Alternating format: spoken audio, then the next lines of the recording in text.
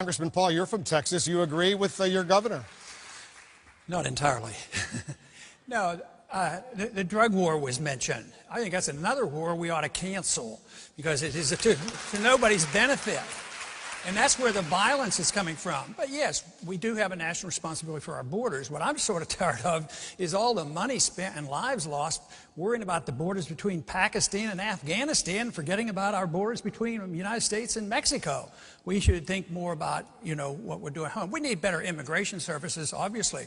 But, if you subsidize something or give people incentives, you get more of it. So if you give easy road to citizenship, you're going to have more illegals. If you have a weak economy, which is understandable and we should have prevented, that's understandable.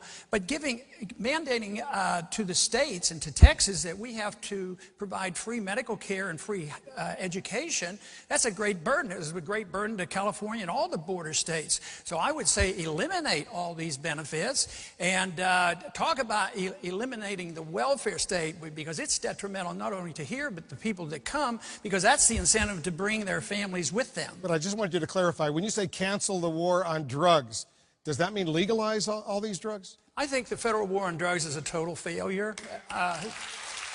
You can at least let sick people have marijuana because it's helpful, but compassionate conservatives say, well, we can't do this. We're going to put people who are sick and dying with cancer, and they're being helped with marijuana if they have multiple sclerosis. The federal government's going in there and overriding state laws and putting people like that in prison.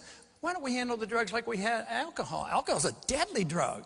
What about the real deadly drugs are the prescription drugs? They kill a lot more people than the illegal drugs. So the drug war is out of control. I fear the drug war because it undermines our civil liberties. It magnifies our problems on the borders. We spend, over the last 40 years, $1 trillion on this war.